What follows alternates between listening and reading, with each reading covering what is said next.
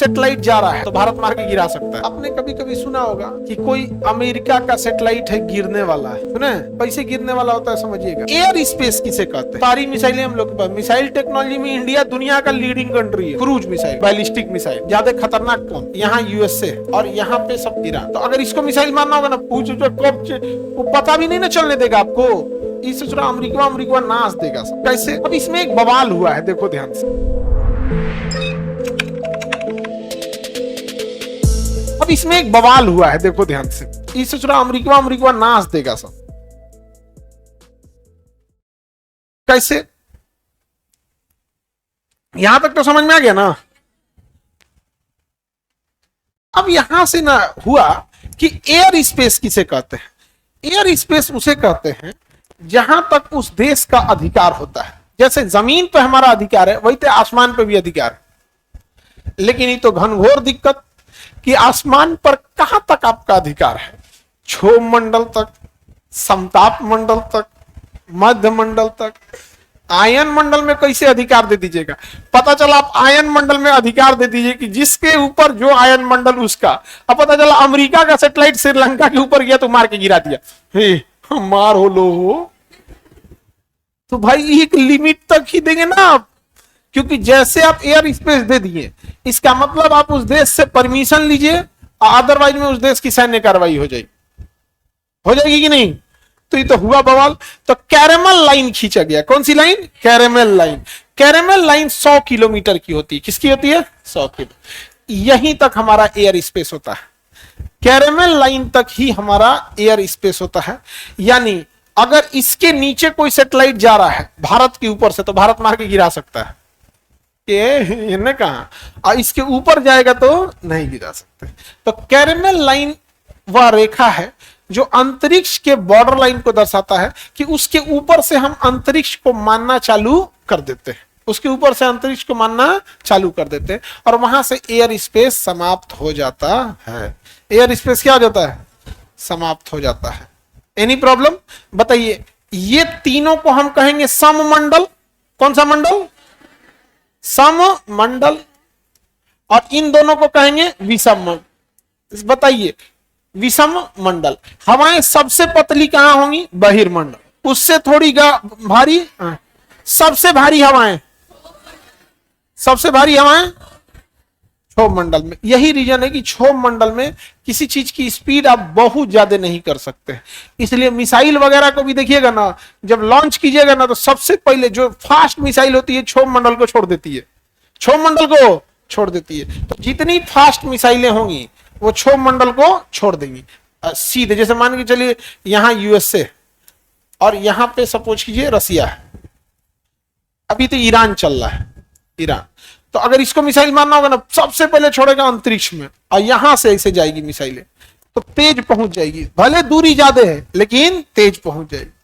और ऐसे मारेगा तो मिसाइल में नहीं जा पाएगी उतना तगड़ा। तो जो धीमा मिसाइल चलेगी उसे कहेंगे क्रूज मिसाइल। कौन सी? क्षोभ मंडल में चलेगी तो क्रूज मिसाइल। अंतरिक्ष से लौट के आएगी तो बैलिस्टिक मिसाइल। तो लंबी दूरी वाली बैलिस्टिक, अंतरिक्ष में जाएगी बैलिस्टिक, अंतरिक्ष में जाएगी और जो कम दूरी पे जाएगी क्रूज। और क्षोभ मंडल समताप मंडल में ही उड़ेगी क्रूज। ये नीचे में उड़ती है सब। क्षोभ मंडल तो मेनली क्षोभ मंडल में उड़ते हैं सब। तो बैलिस्टिक मिसाइल क्षोभ मंडल, बैलिस्टिक मिसाइल क्षोभ मंडल में कहा जाएगा? बैलिस्टिक मिसाइल अंतरिक्ष। बैलिस्टिक, तो बैलिस्टिक का रेंज कम या ज्यादा? क्रूज मिसाइल क्षोभ मंडल, रेंज ज्यादा या कम? ज्यादा खतरनाक कौन? बैलिस्टिक ज्यादा खतरनाक। बैलिस्टिक ज्यादा खतरनाक होता है। वो पता भी नहीं ना चलने देगा आपको। वो गया कैरेमल लाइन के ऊपर, आपको पता नहीं, धन दे गिरेगा खोपड़िए पे। समझे? एपीजे अब्दुल कलाम दोनों में से कौन सी मिसाइल बनाए थे? दोनों। वो दोनों बनाए थे। वो मल्टी टैलेंटेड आदमी थे एपीजे अब्दुल कलाम। नहीं समझे?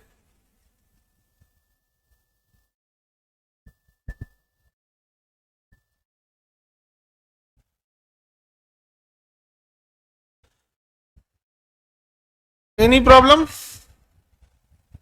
हम लोग के पास कौन सी मिसाइल है? दोनों सारी मिसाइलें हम लोग के पास। मिसाइल टेक्नोलॉजी में इंडिया दुनिया का लीडिंग कंट्री है, दुनिया का एकदम लीडिंग कंट्री है। हम लोग जहाज वहाज नहीं बना पाते हैं, अलग बात है।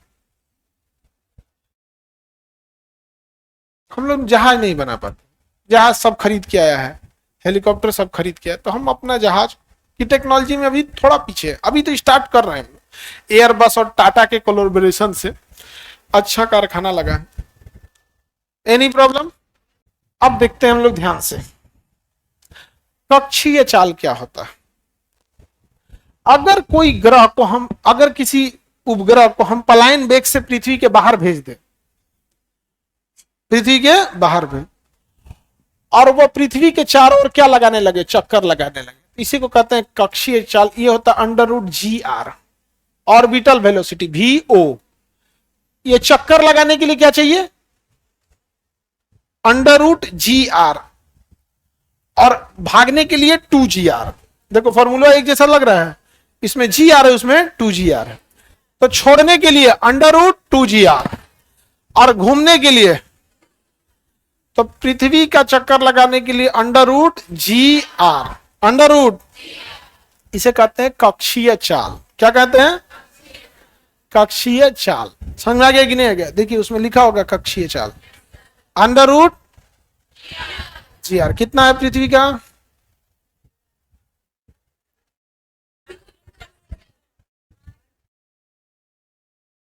याद रखो मेरी ओर देखो, 8 किलोमीटर पर सेकेंड। निकालने के लिए भी निकाल सकते, मेरी ओर देखो दम लो। जी का वैल्यू 9.8, ठीक है। त्रिज्या 6400 किलोमीटर, किलोमीटर को मीटर में बदलना पड़ेगा, तो 6400 × 1000, फिर कैलकुलेट करेंगे तो लगभग कितना आएगा, 8 किलोमीटर प्रति सेकेंड। तो बताइए कक्षीय चाल कितनी होती है, 8 किलोमीटर प्रति सेकेंड। यानी जितने सैटेलाइट घूम रहे हैं, जितने सैटेलाइट पृथ्वी के चारों ओर घूम रहे हैं, उनकी स्पीड कितनी है, 8 किलोमीटर प्रति सेकेंड। एक सेकेंड में 8 किलोमीटर, और छोड़ने के लिए 11 किलोमीटर पर सेकेंड, 11.2 यानी 11 बोलिए। अब आप बताओ, जो अंतरिक्ष में स्पेस स्टेशन घूम रहा है, स्पेस स्टेशन घूम रहा है जो, वो स्पेस स्टेशन कितने की स्पीड में घूम रहा होगा, 8 किलोमीटर प्रति सेकंड। एक सेकंड में 8 किलोमीटर। जिसमें हमारे अंतरिक्ष यात्री बैठे थे 3-4 महीने तक, सुनीता विलियम उनकी पूरी टीम थी उसमें, थी कि नहीं थी? धीमा घूम रहा था, बहुत तेज। कक्षीय चाल ज्यादा होता है या पलायन वेग? बाबू तो फॉर्मूले में दिख रहा है GR 2GR, दिख रहा है कि नहीं दिख रहा है? कक्षीय चाल 8, अपलायन वेग इनपुट। क्या पलायन वेग से थोड़ा भी कम होगा तो रॉकेट जाएगा या गिर जाएगा वापस? आपने कभी कभी सुना होगा कि कोई अमेरिका का सैटेलाइट है, गिरने वाला है, सुने? कैसे गिरने वाला होता है समझिएगा। ये पगला का स्पीड रहना चाहिए 8 कम से कम, एक से ज्यादा रहे कोई दिक्कत नहीं है, समझे, लेकिन उससे कम नहीं होना चाहिए। तो 8 से कम नहीं होना चाहिए। अगर इससे कम हुआ तो गिर जाएगा, इससे कम हुआ तो गिर जाए। तो अगर किसी सैटेलाइट को गिराना है, तो जैसे पुराना हो गया, गिराना है तो उसकी स्पीड कम कर दिया जाता है। जैसे स्पीड कम करेंगे तो धीरे धीरे गिर जाएगा। कैसे? आप इसे प्रैक्टिकली समझिए। आप एगो रसरी में एगो ढेला बांध लीजिए, एगो रस्सी में क्या बांध लीजिए, ढेला, और ढेला बांध के इसे नचाइए, नचाएंगे जब तक स्पीड ठीक है वो नाचते रहेगा। अगर वो ढेला आप अपने माथा पे गिराना चाहते हैं तो धीरे धीरे धीरे धीरे स्पीड कम, तंद मारेगा मुड़िए पे आके, गिर जाएगा, गिर जाएगा। तो बताइए, किसी भी वस्तु को, किसी ग्रह को छोड़ने के लिए मिनिमम स्पीड पलायन वेग, हम किसी भी ग्रह बोले हैं, पृथ्वी थोड़े बोले हैं, हम बोले किसी भी ग्रह को छोड़ने के लिए, तो पलायन वेग, पृथ्वी का पलायन वेग 11.2 किलोमीटर प्रति घंटा। और याद रखिएगा पहले ऑप्शन पे रहेगा 11.2 किलोमीटर प्रति घंटा। पहला ऑप्शन पे रहेगा 11.2 किलोमीटर प्रति घंटा। जैसन ई अगिया बैताल भइल है वैसने आप लोग ऑप्शनवा रंगने के लिए अगिया बैताल रहते हैं। अब मारेंगे लोग पहले ऑप्शन 11.2 किलोमीटर प्रति घंटा और जोड़ के आएंगे भाई 100 में 85 बना दिल को हमें 15 को ऐसे सत्यानाश करके आए हैं, समझे। 11.2 किलोमीटर प्रति घंटा। आगे बढ़े। और अगर किसी ग्रह का चक्कर लगाना है तो 8 किलोमीटर। मौत का कुआं देखें, इसमें गाड़ियां चक्कर लगाती रहती, तो ये कैसे सिंपल सब फॉर्मूला क्या हो गया, कक्षीय चाल orbital velocity vo is equal to √g/r। g का मान हम 10 मान लेते हैं, g का मान 10 मान लिए। अब हम त्रिज्या ले लेते हैं, क्या ले लेते हैं, त्रिज्या। अब जितनी त्रिज्या होगी उसकी त्रिज्या चाहे जितनी हो, अब सपोज कीजिए कि वो 10 मीटर लंबा है। कितना मीटर है, 10 मीटर। तो यहां त्रिज्या की जगह क्या लिख देते हैं, 10। तो √100 वैल्यू आ गया 10 मीटर पर सेकेंड, 10 मीटर प्रति सेकेंड से कम नहीं होना चाहिए, 10 मीटर पर सेकेंड से कम नहीं होना चाहिए। इसको किलोमीटर प्रति घंटा में बदलिए, क्योंकि हम लोग जो मोटरसाइकिल वगैरह चलाते हैं वो हम लोग उसकी स्पीड मीटर प्रति सेकंड में नहीं नापते हैं, हम लोग किलोमीटर प्रति घंटा में नापते हैं। तो इसको कन्वर्ट करते हैं, कन्वर्जन हम पढ़ाए थे, छोटा से बड़ा करना है, यानी मीटर प्रति सेकंड को किलोमीटर प्रति घंटा में करना है, बड़ा कन्वर्ट करना है तो बड़ा से गुणा करेंगे। तो 10 मीटर प्रति सेकंड है, बड़ा से गुणा करना है तो 18/5। तो इससे काटिए 2, 36। हाँ, 36 से कम स्पीड नहीं होना चाहिए। अगर रेडियस कितना है, 10 मीटर है तब। हाँ, इससे ज्यादा होना चाहिए, इससे कम नहीं होना चाहिए। इससे कम होगा तो नीचे आने लगेगा, इसलिए देखिएगा गाड़ी को नीचे लाना होता है तो धीरे धीरे धीरे धीरे इससे कम करने लगता है।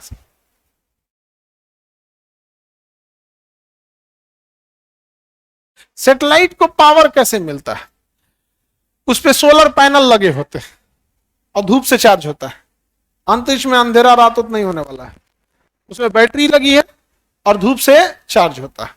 उसकी बैटरी खत्म हो जाती है 8-10 साल 15 साल में, तो कचरा बन के रहता है, वहां पर कचरा बन के रह जाता है, खराब सैटेलाइट होकर रह जाता है। तो सैटेलाइट से क्या ही है, उतना बड़ा अंतरिक्ष है, कितने सैटेलाइट गए होंगे, 10,000। भारत में 150 करोड़ लोग रहते हैं, एक पूरे पृथ्वी की तुलना में करेंगे तो भारत का क्षेत्रफल 2.5% है, ये 150 करोड़ रहते हैं, तो क्या 150 करोड़ सैटेलाइट छोड़ा गया है। आप लोग को लगता है अंतरिक्ष कचरा से भर गया, 150 करोड़ तो हम लोग हैं। पूरी दुनिया को देखेंगे 700 करोड़। हम लोग चाइना को पीछे कर दिए जनसंख्या में।